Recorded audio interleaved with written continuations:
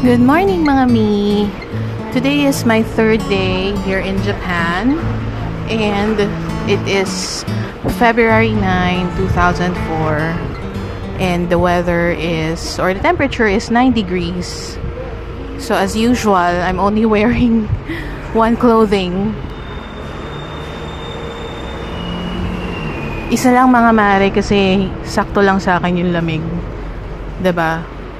Ito nga si kuya, naka-t-shirt na lang eh. Pero dala ko yung coat ko. Kasi minsan sa gabi, tumutusok naman sa kalamnan yung yung lamig. So, my agenda for today is to go to Tokyo Station. Kasi 'di ba iconic yun. And Tokyo Station, I think, is only 10 minutes away. Tingnan natin sa Google Maps ha. Mga mare, tingnan nyo may construction dito sa Japan. Look at how much safety is thought of. Ayan o. Talagang walang nakakalat na mga semento sa labas. Everybody can pass by. So 4 minutes away lang pala sa akin ng ang Tokyo Station. So puntahan natin. Hanapin ko lang yung saktong station. Yun yata yung tabi ng 7-Eleven eh. Tara, tawid na tayo. Habang green pa. Ito kaya yun? Bakurocho Station. Ito nga yata.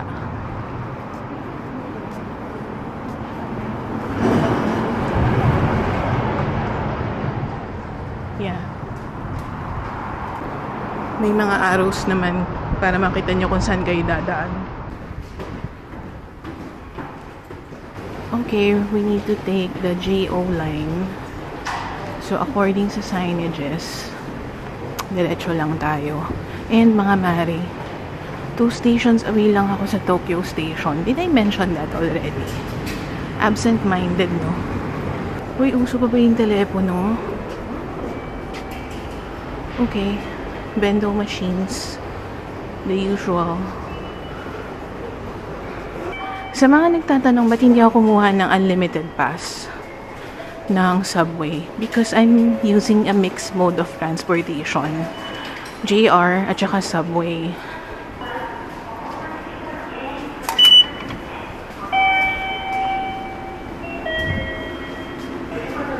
Platform 1 yata tayo. Check ko ulit sa telepono ko mamaya.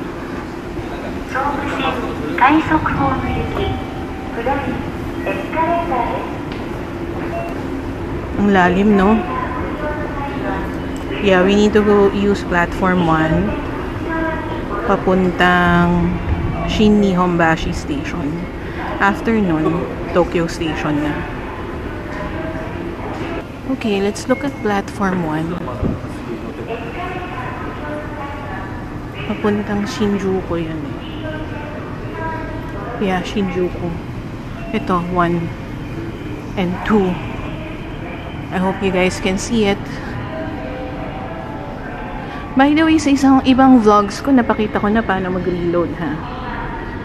Saan ang baba? Here. Ito. Ayan, number 1. Tapos yan, mga mare. Para malaman nyo kung nasa tamang lugar kayo, no? Titingnan nyo yung platform. Di ba nasa Bakurocho tayo? Ang next station na pupuntahan ko talaga dapat, yung next stop is Shin-Nihonbashi. After nyan, Tokyo Station. So, tama ako. Ito na mga mare. Hindi pala yung red kanina. Iba pala yun. Buti hindi ako sumakay. Ay, rush hour. Ang dami.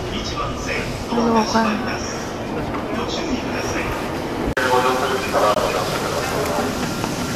Mga mare, first time ko na-experience yung siksikan sa isang train. I wonder if it's because it's 1:30 p.m. Is it because, katatapos lang ng lunch? Or dahil terminal station si Tokyo Station, ibig sabihin, dito na yung end of the line nila. Tapos, everybody goes here, diba? Shinkansen is here and more.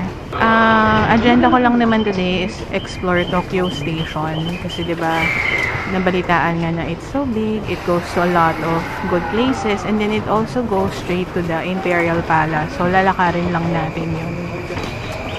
So, we're just waiting na kumonti yung mga tao para maka-escalator tayo.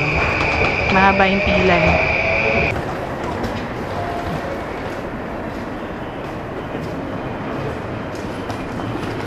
O, diba ang tamad ko? May hagdan pero hindi ako naghagdan. Hanapin niyo yung exit. Okay, yung color yellow, exit yan. Tapos dito may escalator, sabi, Chuo Line, Yamanote Line, Shinkansen.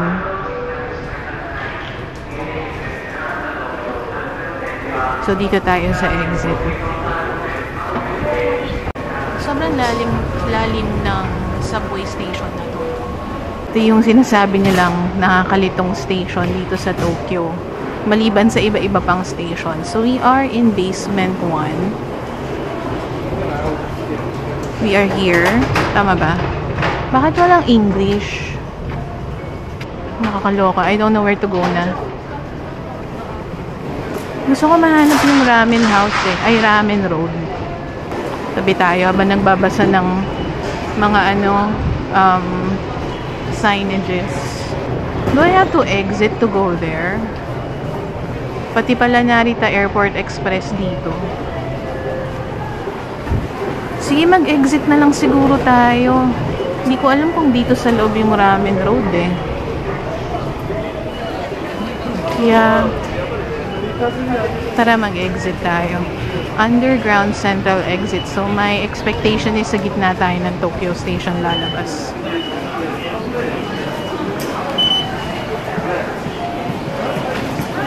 Nakita niyo yun? 146 yen lang. So, magkano yun? 70 pesos. Oh my God, namin tao. Hanap tayo ng map. Actually, gusto ko pumunta dito mamaya. Kite. Maganda raw yan eh. Nakaka-overwhelmed. Hindi. Actually, hindi. If you take time to read it, you wouldn't be overwhelmed. Naku mga ma, when I check Google Maps, it's 15 minutes away from here. Nagkamali yata ako ng exit.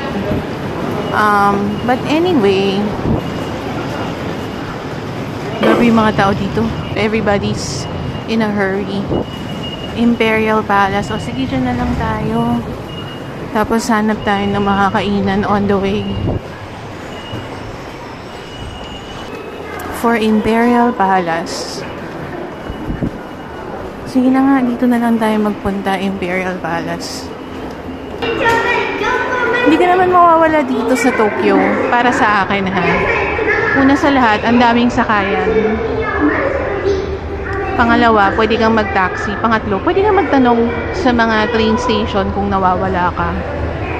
May language barrier, but I think manageable naman yan. Alam niyo, may nidiscover akong kaeng-engan. Nakalimutan ko yung cord ko. Dala ko yung battery charger ko. But I forgot my cord. Dito tayo. Naks, feeling confident si Akla, no? Tapos mawawala na naman ako. Nasaan yung Tokyo Station? Papunta ng Imperial Palace yun eh. Ayun! Oo nga, kasi naglakad tayo sa underground. Whew! Ganda ng Japan, mga mare. Ayan na ang Tokyo Station. I don't know if you can see it. Yung red bricks doon. That's it. Sa likod ko yung Imperial Palace Plaza. Nirealize ko lang na maaraw, kaya ayokong pumunta ngayon. Ayun, ang liwanag. Walang underground way to go there. Sige, Tokyo Station muna tayo. Ganda, no? Yung mga puno, wala talagang dahon. Tapos meron pang snow. Nag-snow kasi a few days ago hindi ko lang naabutan. Very impressive pala dito, no? Parang it's even bigger than Chimsachoy or central area ng Hong Kong. Yan. So, nag-aantay lang ako ng green walking. Iba tumatawid na kahit naka-red? Pwede ba yun? Ganda, mga mare. Impressive kasi ang malaki yung roads, tapos ang tataas ng building. Ayan, pwede na tayong tumawid. Ganda, oh! Winter ganeme. Mga walang leaves. May sariling no? May sariling beauty ang winter kahit walang leaves. Ayan, no? Tapos may upuan dito. Pwede umupo. Yeah, no smoking. It's not a smoking area. Tara, punta tayong Tokyo Station. Ibang ice na tutunaw na. So, actually, dapat pupunta ako today ng Harry Potter Studio. Kaso, na-realize ko, it's Lunar New Year's Eve today. So, bukas ang Lunar New Year, no? So, basically, Chinese New Year.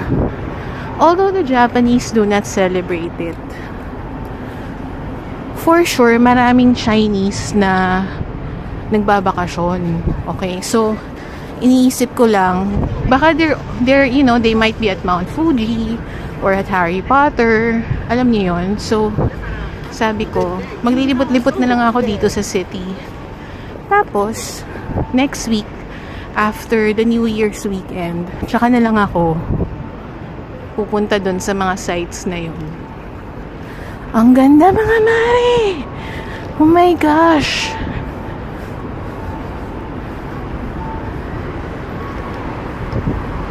Mga mare, sobrang ganda. Ang laki at ang ganda. Aww. I'm so glad that before I turn 40, nandito tayo. At kasama ko kayo. We're here, mga mare. There's Tokyo Station. Ang ganda. Maaraw lang, ha. So, siguro make sure to wear sunscreen and mag-moisturize. Nakaka-dry yung winter air. Oo, buti hindi ako nag-jacket. Ganda, mga mare. Red bricks, no? Ano kayang architecture yan? Like, what era or what part of Tokyo history, Japan history, did they have architecture like this? Na-invade pa sila ng Europe? Hindi ko alam eh. Alam mo, I should go to one of the museums to learn about it. Ganda, mga Mario. Ang dami nagpipicture-picture. Pwede kayong umaura dito. Pak, pak, pak.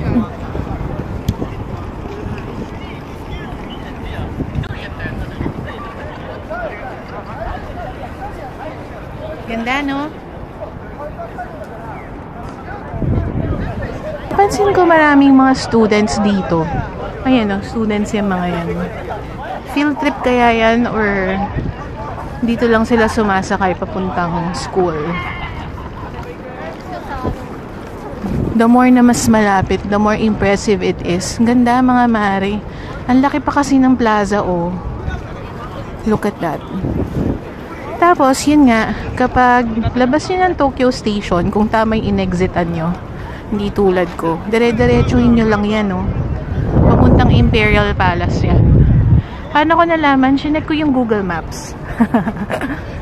Ang ganda, oh.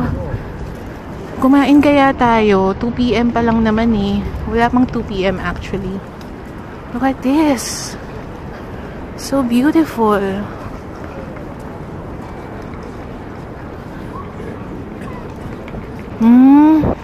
Marunouchi Station Building pala tawag dyan.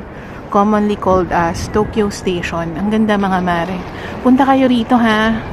Huwag niyong kahit na station lang to, I think it's iconic.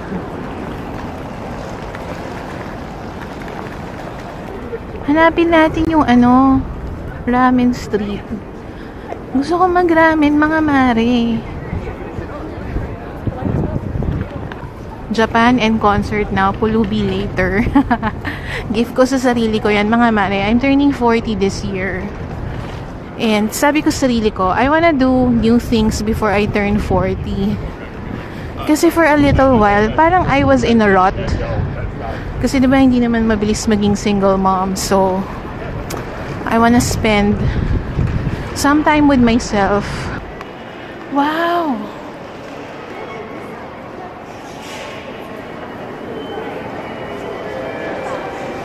Ganda, no? Teka, babalik ako. Nagandahan ako.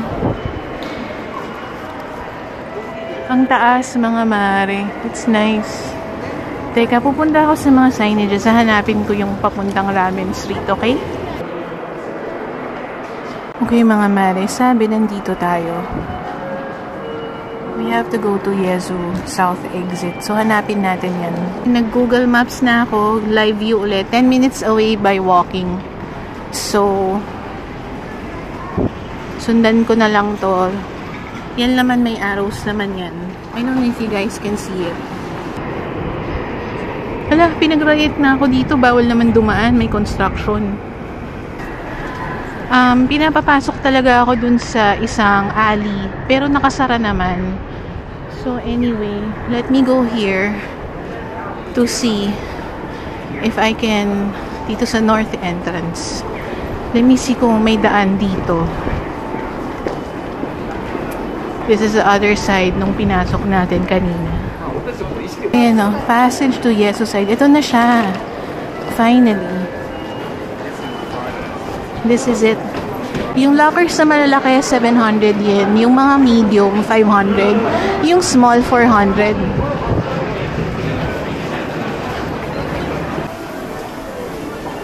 Oh, masarap.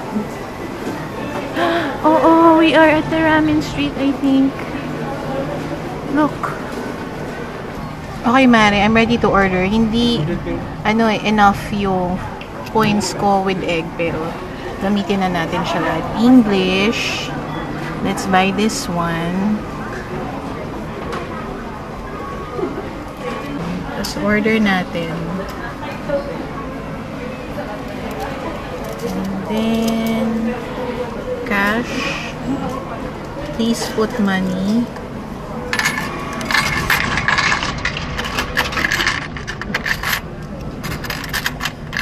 Wala, dami kong coins.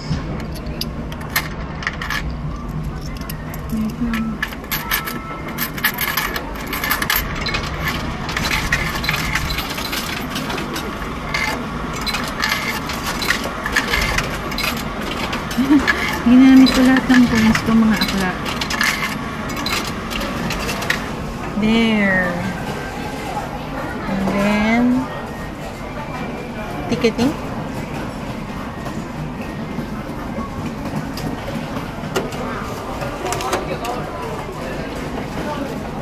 Yung ticket natin.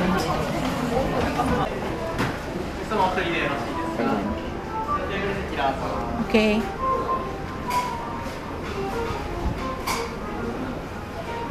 Tingnan po niya ako dito. Thank you.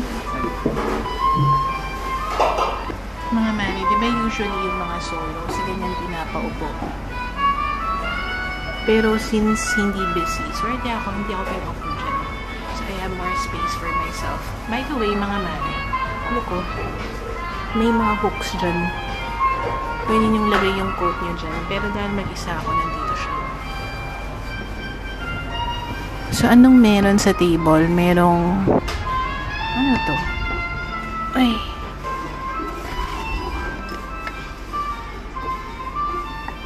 Green onion. Tapos may tubig. Toyo siguro yan. Chili oil. May mga mari. Mukhang masarap. Ang laki ng bulo. Kasi laki ng... actually, mas malaki siya sa kamay ko. Kasi ito yung gyoza.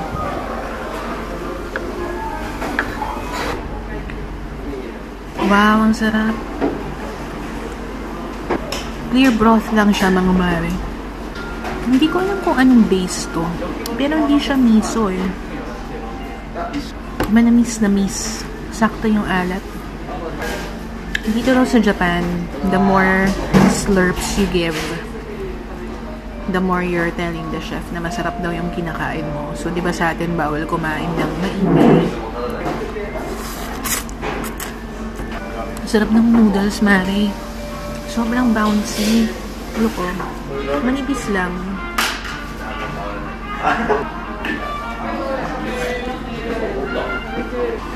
Ayos lang. Plain lang yung lasa niya. It's tasty.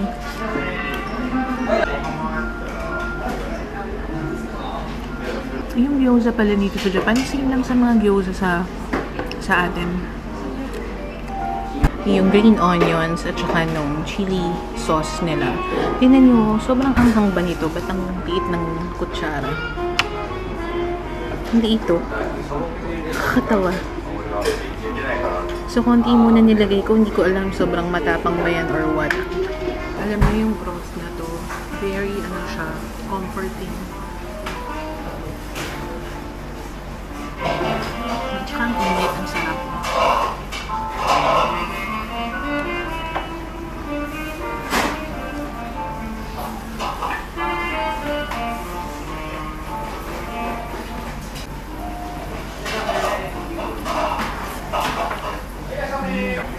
Feeling ko sobrang mabubusog ako nito. Diba hindi ko in-upsize tong noodles ko? Regular size lang to, pero sulit na siya. Tapos I realize, sabi ko habang kinakain ko to, bakit yung soup niya mainit pa rin? Ngayon, tingnan nyo ang kapal ng base. I think there's something special about the bowls. Nasimot ko, oh, ang sarap. Tapos, ang cute nung bottom pala ng soup.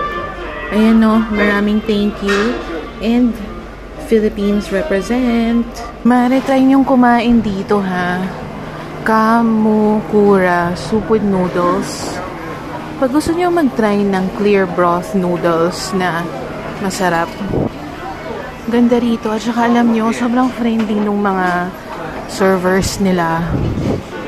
Di ba may ibang nagsasabi na masungit daw yung ibang mga ano rito, tao rito sa Tokyo. Pero alam nyo, so far, lahat ng mga na-encounter ko, puro sila friendly. And by the way, kung may mga luggage kayo, okay lang. Since this is Tokyo Station, sanay sila na may mga luggage yung mga kumakain.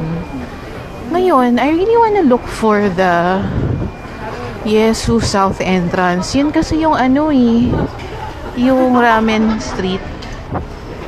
Pero ito na siguro yung ramen street. Kasi maraming ramen store. Charot. Mga mare, ang gaganda at lalaki ng strawberries.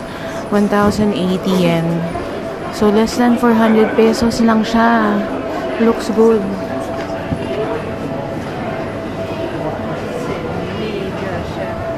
Ganda. Tapos white strawberries.